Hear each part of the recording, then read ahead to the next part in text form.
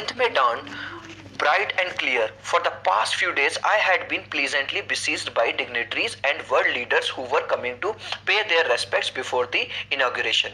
अब यहाँ पे क्या कह रहे हैं, यानी कि जिस दिन उन्होंने राष्ट्रपति बनने की जो शपथ ली, कसम ली, उस दिन कौन सा दिन था?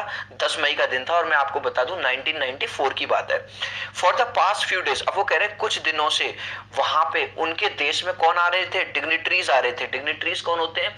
जैसे हमारे देश के डिग्निटरी कौन है? जैसे इस टाइम अगर मैं बात करूं तो मोदी जी, अमित शाह, योगी जी, जो भी मतलब बड़े लीडर्स हैं, ठीक है, ये सब दूसरे देश के लीडर्स उनके देश में आ रहे थे. किस काम के लिए? क्योंकि वहां पे एक नई चीज होने वाली थी. नई चीज क्या हुई थी? वो जो बेकार जो सिस्टम चला रहा था वो खत्म हुआ था और डेमोक्रेटिक नेशन वो बनने जा रहा था. The inauguration would be the largest gathering ever of the international leaders of South African soil. और वो क्या बताते हैं कि ये इतनी बड़ी गैदरिंग होने वाली थी, इतना बड़ा एक समारोह होने वाला था कि आज से पहले साउथ अफ्रीका की धरती पे कभी इससे बड़ी मीटिंग या इससे बड़ा समारोह नहीं हुआ था. The ceremonies took place in the lovely sandstone amphitheater formed by the Union Buildings in Pretoria. अब वो क्या बता रहे हैं, ये जो कार्यक्रम था ये कहाँ पे हुआ?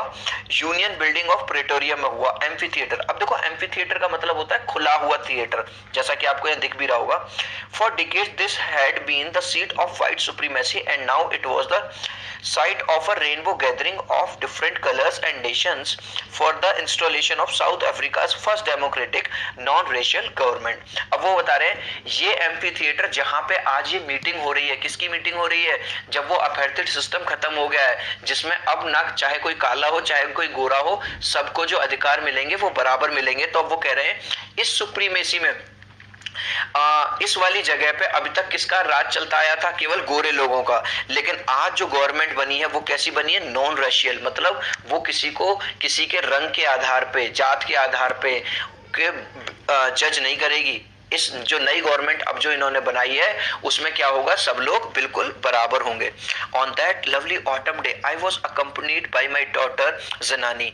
On the podium mister De Klerk first shown as second deputy president. अब यार जैसे हमारे घर में कोई बढ़िया काम होता है, कोई कार्यक्रम होता है, तो हमारे जो घर के लोग होते हैं उन्हें हम साथ में लाते हैं. तो वो कहते हैं कि उस दिन मेरे साथ मेरी बेटी जनानी थी और पोडियम यानी स्टेज पे मिस्टर डी क्लर्क जिन्हें की as a second deputy president की जो शपथ लेने वाले थे वो थे. और उसके बाद देखो यहाँ पे आपको डायग्राम दिख रहा होगा, फोटो दिख रहा होगा नेल्सन मंडेला जी का. Thabo Mbeki was shown as first deputy president. अगर ये सोन का मतलब होता है शपथ लेना. आपने देखा होगा जब भी कोई मंत्री बनता है, राष्ट्रपति बनता है, तो वो शपथ लेता है कि भाई मैं अपने पूरे उसमें कोई चीटिंग नहीं करूंगा और अपने देश की सेवा करूंगा. तो इस तरह की वो कसम खाई जा रही है. Thabo Mbeki was sworn as first deputy president, और जो थाबो मेकी थे वो फर्स्ट डिप्टी प्रेसिडेंट की शपथ लेने वाले थे या ले ली. When it was my turn, और जब मेरा टर्न आया, I pledged to obey and uphold the constitution and to devote myself to the well-being of the republic and its people. और जब मेरा टर्न आया तो मैंने ये कसम खाई कि मैं अपने लोगों को आगे ले जाऊंगा, किसी भी तरह का कोई भेदभाव नहीं करूंगा और कॉन्स्टिट्यूशन का यानी अपने संविधान का सम्मान करूंगा. To the assembled guest and the watching world I said, और जितने भी लोग आए थे उन लोगों से मैंने क्या कहा? Today all of us do by our presence here confer glory and hope the newborn liberty out of the experience of an extraordinary human disaster that lasted too long must be born a society of which all humanity will be proud. और मैंने क्या कहा कि जितने भी लोग यहाँ पे आए हुए हैं मैं आप सबको बता दूं, ये जो नई लिबर्टी का मतलब होती है आज़ादी, ये जो नई आज़ादी हम सबको मिली है, और वो जो ह्यूमन डिजास्टर, अब यहाँ पे ह्यूमन डिजास्टर क्या है? एक इतनी बड़ी गलती जो इंसानों से हुई थी साउथ अफ्रीका के गोरे लोगों से, उसकी बात कर रहे हैं अपार्थाइड की, जिसमें गोरे लोगों को काले लोगों से ऊपर दर्जा दिया जाता था. वो कह रहे हैं कि अब जो ये जो नई आज़ादी मिली है, ये जो नई आज़ादी है ये सबके लिए बराबर होगी. इसमें काले और गोरों के लिए कोई अलग अलग अधिकार नहीं होंगे, मतलब सब बिल्कुल बराबर होगी. और हम एक ऐसा काम करेंगे जिससे इंसानियत जो ह्यूमैनिटी है वो हमेशा घमंड महसूस करेगी, गर्व महसूस करेगी. We who were outlaws not so long ago we have today been given the rare privilege to be the host to the nations of the world on our own soil. अब यहाँ पे देखो यार एक वर्ड आया है outlaws. अब south Africa के अंदर अपार्थाइड सिस्टम चल रहा था, मतलब जो गोरे लोग थे वो काले लोगों पर अत्याचार कर रहे थे. इनकी गलत नीतियों की वजह से जो आसपास के जो कंट्रीज थे उन्होंने अपने रिलेशन इनसे तोड़ लिए थे। तो यहाँ पे मंडेला कह रहे हैं कि हम लोगों से, क्योंकि आसपास के लोगों ने, आसपास के देशों ने अपने रिलेशन खराब कर लिए थे, लेकिन क्योंकि हमने अपनी गलती सुधार ली है, क्योंकि अब हम एक क्या डेमोक्रेटिक कंट्री बन गए हैं, इसलिए आज वो लोग भी यहाँ पे शामिल होने आए हैं और हम उनके होस्ट बने हैं, मतलब आज हम उनका स्वागत कर रहे हैं। We thank all of our distinguished international guest for having come to take position with the people of our country of what is after all a common victory for justice, for peace, for human dignity. और अब वो कहते हैं कि मैं यहाँ से जितने भी, जो भी विदेश से, बाहर के देशों से आए हुए जितने भी लीडर्स हैं, जितने भी नेता हैं जो अपना टाइम निकाल के यहाँ आए हैं, हम सब उनके आभारी हैं। और हमारी ये केवल हमारे देश की जीत नहीं है, ये जीत हुई है न्याय की, जस्टिस की, पीस, शांति की और ह्यूमैनिटी की, यानी इंसानियत की जीत है। और इस सिस्टम में हम क्या करेंगे, अब जो हम नया सिस्टम बनाएंगे या जो हमने नया सिस्टम बना लिया है, इसमें सारे लोग बिल्कुल बराबर हैं, कोई बड़ा और कोई छोटा नहीं है। We have at last achieved our political emancipation. We pledge ourselves to liberate all our people from the continuing bondage of poverty, deprivation, suffering, gender and other discrimination. अब देखो एक वर्ड आया इमेंसिपेशन, इसका मतलब भी लिखा हुआ फ्रीडम फ्रॉम रिस्ट्रिक्शन। अब मैंने आपको कई बार बता दिया, आपको समझ में आ गया, जो काले लोग थे उन पर रेस्ट्रिक्शन लगा हुआ था, यहाँ नहीं जाना, ये चीज केवल गोरे लोगों के लिए, यहाँ मत बैठो, यहाँ मत जाओ, जो बड़े बड़े डेजिग्नेशन होते हैं वो नहीं मिलेंगे। तो वो कहते हैं कि अब हमने जो अपना पॉलिटिकल इमेंसिपेशन है, जो रेस्ट्रिक्शंस हैं, जो काले लोगों के लिए रेस्ट्रिक्शन है, वो खत्म कर दी है पूरी तरह से। अब सब लोग बिल्कुल बराबर हैं और हम ये प्लेज लेते हैं कि जो चल रही गरीबी, जो चल रही है, जो लोगों को अधिकार नहीं मिल रहे थे वो, और किसी भी तरह का जेंडर को लेकर, लड़का लड़की के रूप में किसी भी तरह का डिस्क्रिमिनेशन का मतलब होता है भेदभाव, हमारे इस नए सिस्टम में किसी भी तरह का भेदभाव नहीं किया जाएगा। गवर्नमेंट के लिए सब लोग बिल्कुल बराबर है। Never never and never again shall it be that this beautiful land will again experience the oppression of one by another. अब तक जो हुआ वो हुआ, लेकिन आज के बाद कभी भी इस धरती पे साउथ अफ्रीका की कभी भी एक इंसान को दूसरे इंसान के द्वारा सताया नहीं जाएगा। ऑपरेशन का मतलब है यहाँ पे अत्याचार नहीं किया जाएगा। The sun shall never set on so glorious a human achievement. Let freedom reign. God bless Africa. अब वो कहते हैं कि सूरज, आज हमने हमारा ये अचीवमेंट है कि हमने अपनी गलतियों को सुधार लिया है और अब हमारे देश में केवल और केवल किसका राज होगा? फ्रीडम का राज होगा, आजादी का राज होगा, कोई किसी को बंधक नहीं बनाएगा। God bless Africa. और गॉड जो ईश्वर है, परमपिता परमेश्वर, वो हमारे इस देश को आशीर्वाद दे। A few moments later, we all lifted our eyes in awe as a spectacular array of South African jets, helicopters and troops carriers rode in a perfect formation over the Union buildings. अब आपने देखा होगा यार, जैसे हमारे यहाँ 26 जनवरी पे या 15 अगस्त पे जब सलामी दी जाती है तो दिल्ली में मतलब जो तरह तरह के जेट्स जाते हैं ना, वो सलामी देते हैं किसको?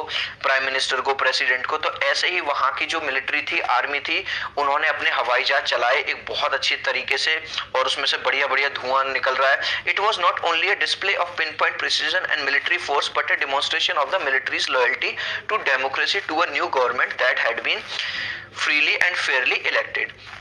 अब जो वहां की मिलिट्री थी, अब वो ये वाली बात बताते हैं कि इतनी प्रिसीजन का मतलब होता है एकदम जबरदस्त तरीके से, बिना किसी गलती के। आपने देखा होगा एक फॉर्मेशन यहाँ पे भी दिख रहा होगा आपको डायग्राम में, उस तरह से जब वो चला रहे थे, ना केवल ये उनकी क्वालिटी को दर्शा रहा था बल्कि उनकी लॉयल्टी को बता रहा था कि जो वहां की मिलिट्री थी वो पूरी तरह से सपोर्ट कर रही थी इस नए सिस्टम को, जिसके अंदर क्या हुआ था कि हर कोई बराबर था। Only moments before the highest generals of the South Africa defence force and police, their chest beckon bedecked with ribbons and medals from days gone by, saluted me and pledged their loyalty. I was not unmindful of the fact that not so many years before they would not have saluted but arrested me. अब देखो, अब जो मैं बात बताने वाला हूँ ध्यान से सुनना। अब वो ये कह रहे हैं कि जितने भी मिलिट्री के जो बड़े बड़े वो आए हुए थे, लीडर्स आए हुए थे, ऑफिसर्स आए हुए थे, आज जिनकी चेस्ट पे आपने देखा होगा जो बड़े बड़े ऑफिसर्स होते हैं, जब भी वो किसी बड़े वॉर को जीत के आते हैं तो उन्हें इनाम मिलता है, मेडल्स मिलते हैं, तो वो जो लगे हुए हैं, आज ये लोग जो उन्हें सैल्यूट कर रहे थे अगर ये थोड़ा टाइम पहले वाली बात होती तो ये लोग उन्हें सल्यूट ना करते बल्कि क्या करते, अरेस्ट करते। तो यहाँ पे वो अपना एक्सपीरियंस शेयर कर रहे हैं जब वो इस आंदोलन के खिलाफ जब भी वो आंदोलन कर रहे थे और इस सिस्टम के खिलाफ लड़ रहे थे तो उन्हें कई साल जेल में भी रहना पड़ा था। Finally a शेवरन of Impala jets left a smoke trail of the black, red, green, blue and gold of the new south African flag. और जेट फिर तुरंत हमने क्या देखा कि बहुत सारे जेट्स, हवाई जहाज आए और जिनके पीछे से धुआं निकल रहा था, काला, लाल, ग्रीन, नीला और गोल्ड कलर का, जो कि एक तरह से सिंबॉलिकल था किसका, फ्लैग का। जैसे हमारे इंडिया में होता है ना 3 कलर के वो चलाते हैं, वो हमारे फ्लैग को रिप्रेजेंट करते हैं, ऐसे उनके नए साउथ अफ्रीकन फ्लैग को वो रिप्रेजेंट कर रहा था। The day was symbolize for me the playing of our 2 national anthems and the visions of white singing Kosi, Sikil, Africa and black singing dice time. The old anthem of the Republic, although that neither group knew the lyrics of the anthem they once despised, they would soon know the words by heart. अब क्योंकि देखो क्या हुआ था, इस system, ये जो नया सिस्टम बना था, इसमें चाहे काले हो चाहे गोरे हो, दोनों बिल्कुल बराबर हैं, दोनों बिल्कुल, ना कोई छोटा है ना कोई बड़ा है। तो उस दिन 2 एंथम्स गाए गए। यानी कि पुराने टाइम में क्या होता था, जो गोरे लोग थे उनका सिस्टम अलग था, उनका एंथम अलग था और काले वालों का एंथम अलग था। तो नई सरकार में क्या हुआ, दोनों का वो गाया गया कि दोनों को बराबर बराबर सम्मान वहां पे दिया गया। तो वो यहाँ पे एक बात कहते हैं कि अब जो काले वाले थे उन्हें अपना एंथम तो याद था लेकिन व्हाइट वालों को याद नहीं था, तो वो उन्हें ठीक से गा नहीं पा रहे थे। ऐसे ही जो गोरे वाले थे उन्हें काले वालों अपना याद था लेकिन कालो वालों का याद नहीं था, तो वो दूसरे वाला ठीक से नहीं गा पा रहे थे। लेकिन वो ये एक्सपेक्ट करते हैं नेल्सन मंडेला कि थोड़े टाइम बाद इन्हें एक दूसरे का जो एंथम है वो याद हो जाएगा। On the day of the inauguration, I was overwhelmed with a sense of history. In the first decade of the 20th century, a few letters after a bitter Anglo-Boer war and before my own birth, the white-skinned peoples of South Africa patched up their differences and erected a system of racial domination against the dark-skinned people of their own land. अब यहाँ पे क्या कह रहे हैं, उसी दिन जब इनॉग्रेशन ये चल रहा था, अचानक से मुझे हिस्ट्री की बात याद आई, पुरानी बात याद आई, जब एंग्लो बोर वॉर खत्म हुआ था, यानी कि इनका जन्म भी नहीं हुआ था नेल्सन मंडेला का, उससे पहले ही इसके खत्म होने के बाद जो व्हाइट कलर के जो लोग थे साउथ अफ्रीका के, उन्होंने एक सिस्टम बना दिया था जिसमें यह समझा जाता था कि जो काले लोग हैं उन्हें उनके अधिकार नहीं दिए जाएंगे, या वो बेकार लोग हैं या वो नीचे तबके के लोग हैं। The structure they created formed the basis of one of the harshest, most inhumane societies in the world has ever known.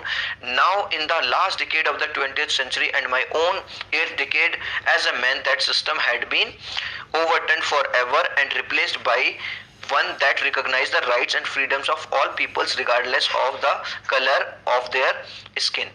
अब वो क्या कहते हैं, लेकिन आज द स्ट्रक्चर, जो उन्होंने ये ऐसा स्ट्रक्चर बनाया था अपार्थाइड का, आज जब मैं खुद 8th डिकेड में हूं, यानी कि वो अपनी साल बता रहे हैं, लगभग मैं 80 साल के आसपास का हूं, ठीक है, तो आज ये जो सिस्टम है ये खत्म हो चुका है और ये अब तक का ह्यूमन हिस्ट्री में, यानी कि न केवल साउथ अफ्रीका में बल्कि पूरे वर्ल्ड में अगर सबसे बुरी बात, सबसे बुरा सिस्टम अगर आज तक का रखा जाए तो ये सिस्टम था जिसमें गोरे लोगों ने काले लोगों का अपमान किया था।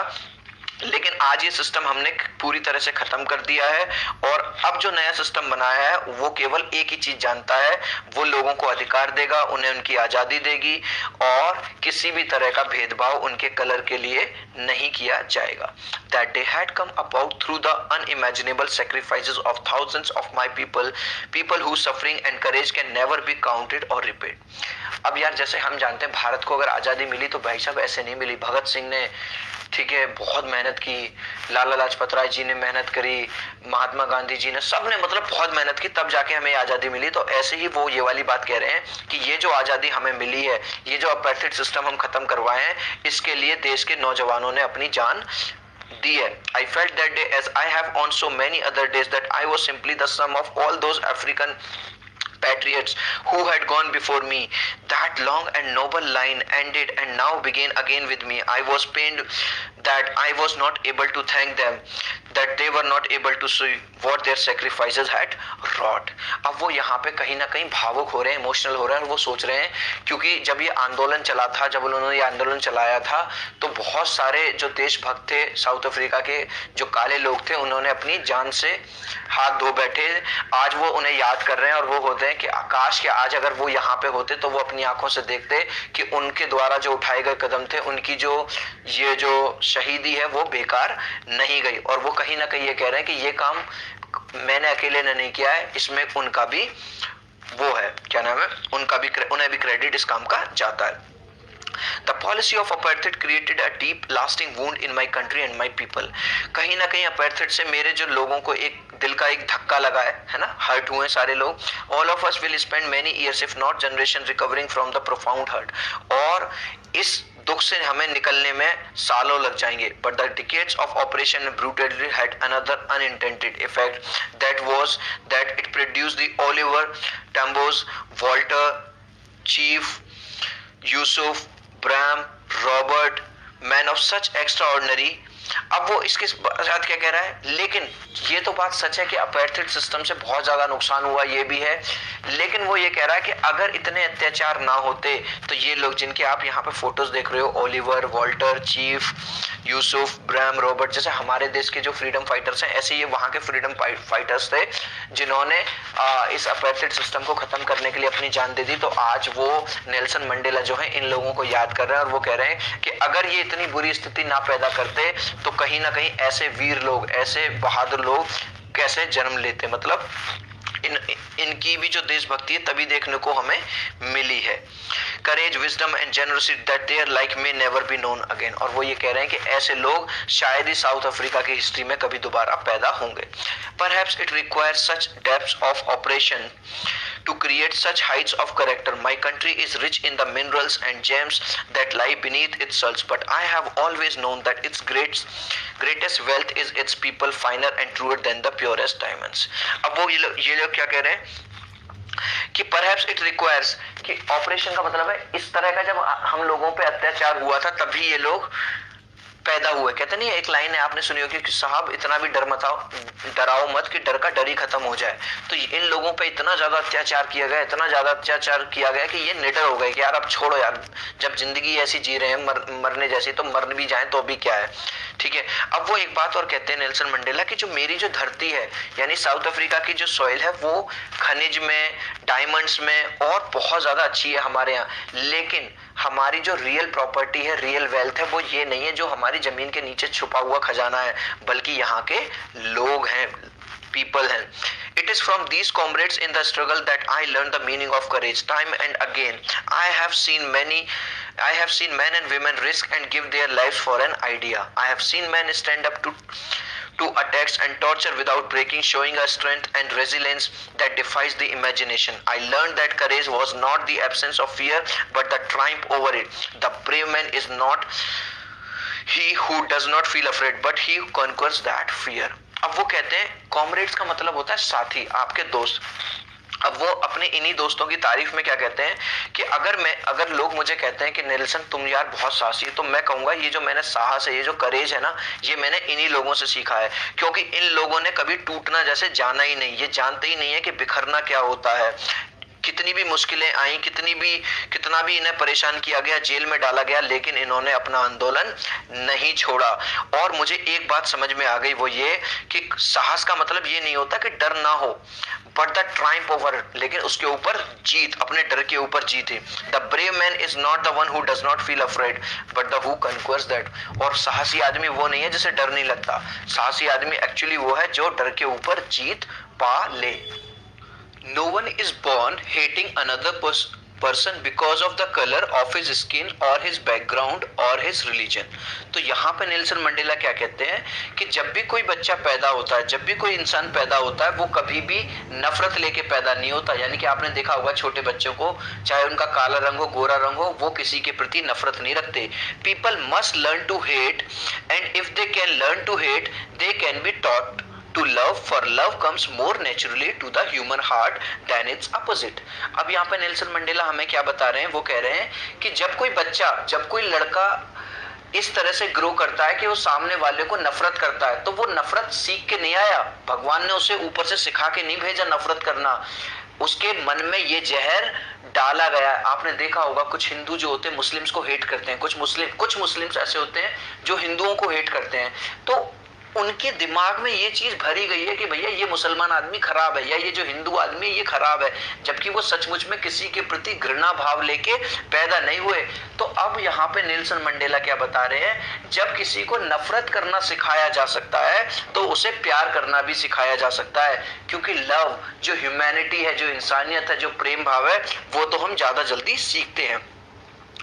Even in the grimmest time in prison, when my comrades and I were pushed to our limits, I would see a glimmer of humanity in one of the guards, perhaps just for a second, but it was enough to reassure me and keep me going.